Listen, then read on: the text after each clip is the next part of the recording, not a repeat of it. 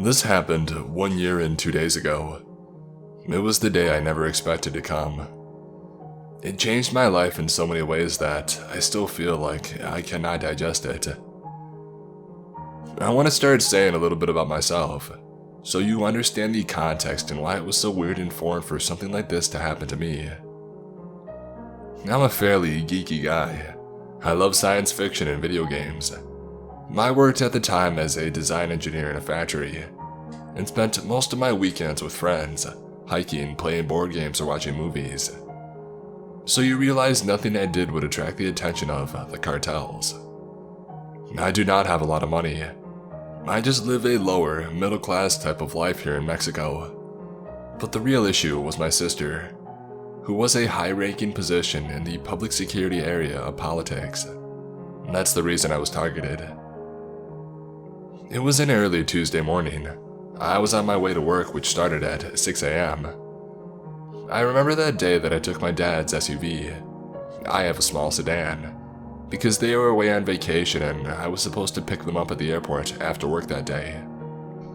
I lived about half an hour away from my work, so I left at about 5:25 a.m. every morning. When I was leaving, I saw a pretty shady SUV parked like a block away from my house. And honestly, after my sister took her job, I was more aware about things that I saw out of place. I felt a little bit paranoid because weeks before it happened, I felt like someone was following me. So yeah, I passed this SUV and saw the guy in the driver's seat with a baseball cap. And I stopped for a bit, looked him straight in the eye, and he just looked down and covered his face. I honestly didn't think much of it. My family had been telling me weeks prior that I was just overreacting, and no one was following me. So I thought it was just some random guy waiting for someone. I took off to work, and for me to get there, I have to go through a really ugly neighborhood, which is poorly lit and has a really bad reputation. I was in a 2-lane street that's only one way. I was in the right lane at the time and saw a Jeep Cherokee just speed by me on the left lane, and then continue its way in front of me. When we arrived at the end of the street, I had to turn right to get to work, and the Cherokee just completely stopped in the right lane in front of me, with their blinker signaling to the left. I found it kind of weird, but I didn't want to be rude and honk at them, and I gave them a few seconds to move. While I was waiting, a freaking Explorer came screeching on the left lane. It stopped next to me and 4 guys came out of it with guns and one with a baseball cap. The guy with the bat smashed my window and hit me in the face, while putting a gun to my head and saying, "This is real, get out of the car." So please understand that at that moment, I did not feel like they wanted to steal my car. I already knew they were trying to kidnap me. If I knew that they had just wanted the car, I would have given it to them. But I pieced everything together. The cars that I felt were following me at night every day. The guy just sitting on the SUV outside of my place. And obviously my sister's job. I knew that if they took me, it would be torture followed by certain death, and they really wanted to kidnap me. They wouldn't kill me. So I stepped on the gas. I smashed between the Cherokee and the Explorer and ran over one of the guys. I sped as much as the SUV would give me and honked so I could make a lot of noise and people would notice. My hope was to get to my workplace, which had private security, and call my sister so she could notify the police. With all the adrenaline on me, I passed the entrance to my work and tried to turn back, but I crashed on the corner. At that moment, I honestly felt like my heart would come out of my mouth. Everything moved so slow, so I tried to calm myself down. I breathed, saw through my mirrors if they were following me, and no one was. An empty street that was already lit by the morning dusk. The SUV was still working. I turned around, got to my work, yelled at the security guards to open the doors. I parked at the entrance, got out of my car, and called my sister. After that, I went inside and I talked to my boss about what had happened, and went to the restroom to clean the glass and blood off my hair and face. When I came out of the restroom and out of the parking lot, there were about 10 cop cars outside of my workplace. My sister had already told me to speak with a specific police officer, and to confirm his name. Everything went smooth and I felt safe and protected. After that, I moved into my sister's house, which had police guarding it. I had bodyguards that are with me every time I go out. This has cost me my job, relationships, lifelong friendships. Everyone's afraid to hang out with you when they know you're a target for the cartels, and it's understandable. But it doesn't make it any less crappy. Investigations continued through the beginning of 2017. I later found out through security camera footage that there were 3 SUVs in total, with about 12 people trying to kidnap me. I found out that the cartel that was after me was one of the most powerful cartels in the world, and that the person who was in charge of investigating my case was killed. So, right now I'm working for the Mexican government. It's a low-profile job which doesn't pay much and doesn't attract too much attention. I've looked for ways to leave the country, but I didn't have enough money or qualifications. I'm a college dropout. I'm still living with my sister, with people protecting me and my family 24 hours a day, and the guys who tried to kidnap me are still at large. I'm trying to make the best of this situation. I've lost a lot of weight, I've spent more time with my nephews, and recently got into a steady relationship. But honestly, I'm always on edge and feel like I'm in imminent danger. So, to the guys who tried to kidnap me, let's not meet. I'm keeping some of these details vague because I seriously don't want the host to find out that I published this story. I don't think they would approve. I hope that is alright, and I'll try to still make it as comprehensive as possible. I spent a year studying in Mexico recently, as you do on exchange. I tried to travel as much as I could. Between the semesters, there is a big break, and me and my buddy that I spent the most time with during the exchange decided that we would go on a longer backpacking trip through Mexico together. We had a rough plan on where to go and what we wanted to see, but we hadn't even booked our flight back yet, nor were we sure from where we would take it from, and we wanted to keep it flexible. We had an amazing time in a few days before our trip ended. We finally decided that we would take our flight from a city that was close and had really cheap flights, but the city itself didn't really have anything to offer. And then on Airbnb we found a room very close to the airport in a house with a pool, and we thought that we would just treat ourselves to a relaxed pool day at the end of our trip. It turns out that the hosts were a family. The husband was Mexican, and the wife was from Europe and could even speak our native language. So we arranged that we would take a bus to the airport and that they would pick us up from there. When we finally arrived at the city, it was already dark, and the bus driver refused to drive us to the airport since it was not directly on his route, so he just dropped us off on the highway. That was already a pretty crappy situation to begin with, standing with our backpacks at the side of the road in the middle of nowhere, in a not-so-safe city in Mexico. But I called the host and sent them our GPS location, and they said no problem, that they would come and get us. So the husband came to pick us up, and it was a very uncomfortable situation, getting into the car with a stranger in the middle of the night and nowhere. It also didn't help that the guy looked like Danny Trejo without a mustache, and as I tried to make small talk with him, he only gave monosyllabic answers or straight out ignored me. Well, he's just not a big talker, I thought, and I hoped that we would arrive soon. Looking back, I can see a million red flags, but for some reason, at the time we just didn't see them. Either we were too tired, or to be honest, we didn't really have any other choice than going along anyway, but yes, we arrived and that should have immediately set alarms off. We were in the middle of nowhere. There were fields with sheep and goats around us, and all of a sudden, a gravel road branches off from the paved road, and along that gravel road there are about 6 huge mansions, all with 2-meter walls around them, topped with NATO fence, huge gates, and at least 2 gigantic guard dogs per house. When we entered the house, we were greeted by the wife, a bubbly middle-aged woman that was very talkative but pleasant. She had actually cooked dinner for us, and we ate well, exchanging small talk. The husband just sat at the table, not saying a single word. After dinner, we more or less went directly to bed because it had gotten late, and we were tired from a long day. The next morning, we saw that the weather was not that good. so we decided to go into town and just see the few touristy things it had to offer, instead of spending it at the pool. When we came back, it was already dark, but we decided to jump into the pool anyways to cool off, because it was very hot and humid. The wife joined us, and at some point, my friend made the mistake to ask how they were able to afford such a house.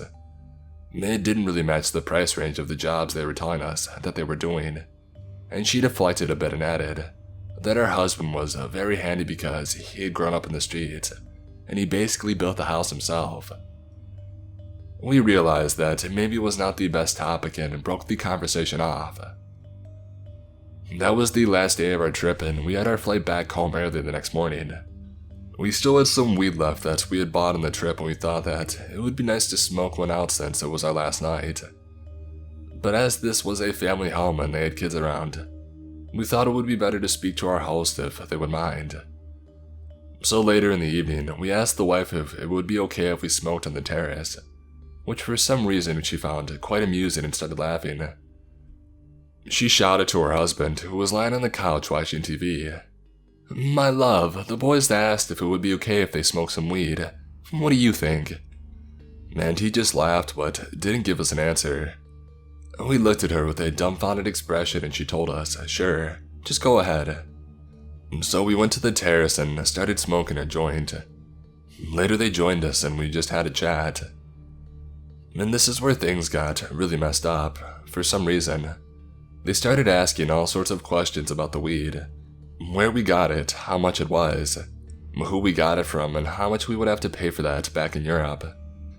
They just seemed way too interested in the weed, and at one point, the wife just nonchalantly revealed to us, "Yes, we thought about doing that as a source of income, as selling weed, but too many people die doing that, because the cartels don't like that.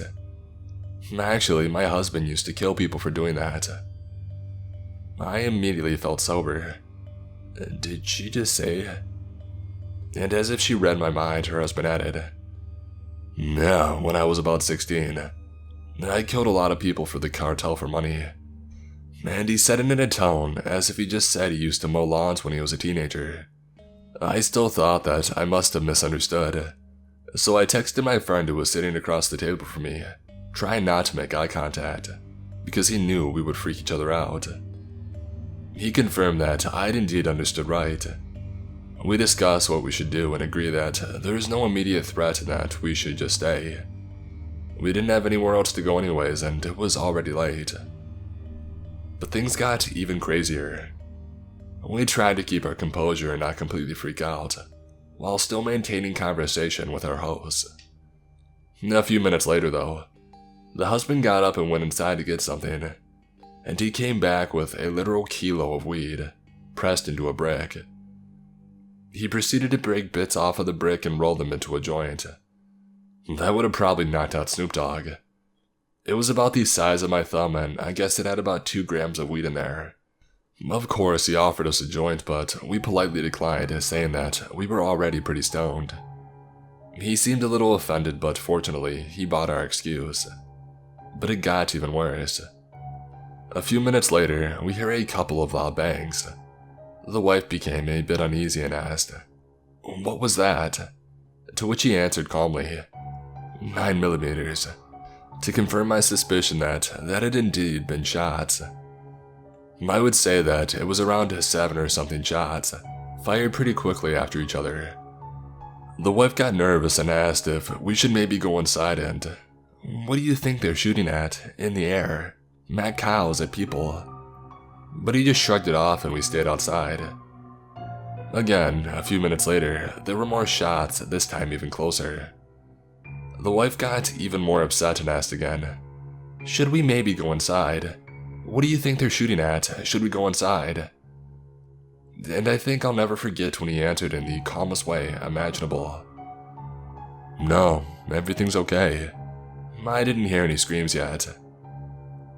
I don't know why, but the way he just calmly said that freaked me out, and it's still making my heart beat whenever I think about it. After that, we quickly excused ourselves and went into our room. When we finally could talk, we basically both lost it and panicked. What the heck were we supposed to do? We are locked into the house with a contract killer in the middle of nowhere, and people are shooting outside. We decided that it was probably our best bet to stay, because we thought, well, we are his guests.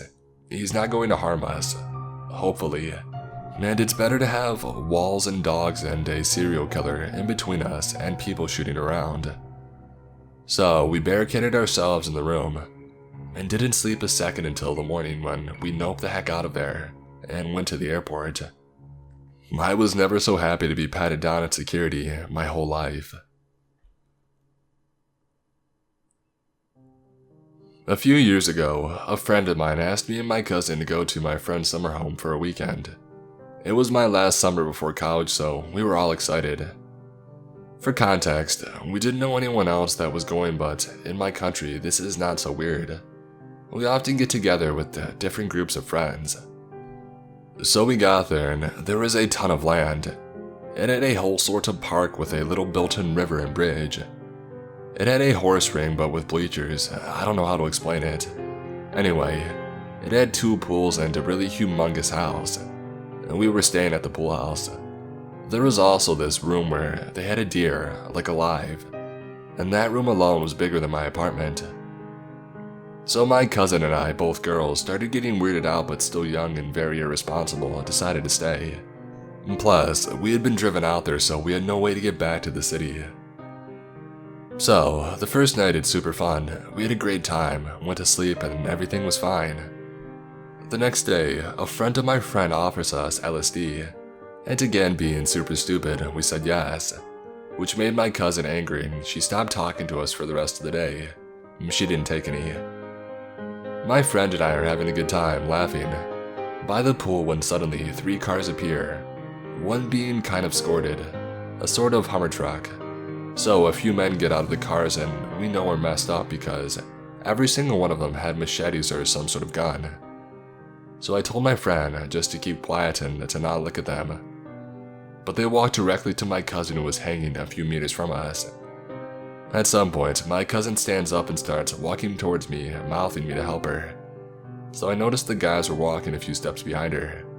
We sort of ran into our room and locked ourselves in the bathroom. The room had no lock, so they started knocking on the bathroom door. We were all scared. I'm high on LSD, so I'm not sure if this is actually happening. But my cousin tells me that we need to make a plan to get out or they'll break down the door. We hear them yelling to open up, that they want to talk, and they're banging on the door. At some point, we open it and this guy comes in. I got stuck between the door and the wall, so my cousin and friend get out, but I got stuck inside with the guy. I noticed that he had blood on his nose, so I told him. I don't know why I did that. This guy was twice my size, he had a gun on him. So while he cleans his nose, I go into the bedroom, where I find my cousin and friend sitting on the bed, while about 5 guys were surrounding them and 1 was blocking the door. Mind you, they were still holding their machetes and guns. So, I sit on the bed and the man with the bloody nose comes up to us and tells us that he just wants to go to his daughter's quinceañera, and that there's this really nice party with food and music and all that stuff, and that he doesn't understand why we won't go or why we got scared and ran. He swears that we'll have fun and he'll bring us back whenever we want. At this point, he looks at me and tries to explain that my cousin won't go with him, and that it's fine if we don't have any formal dresses to go with. So I tell him the only thing that I could come up with. And I said, look, the thing is we took LSD and we are really high. You got us all scared with the banging and screaming and guns, and we just wanted to stay here because we feel safe here. So he asked me if my cousin could go alone since she didn't take anything, and to which I said no because I'm really freaked out and I needed her to calm me down. The guy kind of laughed, got up and said it was fine, that we could call him if we changed our minds, and apologized for running after us, and the whole yelling thing. And shortly after, they got into the cars and left. A year later, my friend tells me she just learned that the house belonged to a cartel in my country, and that the guy we met was kind of a big deal there.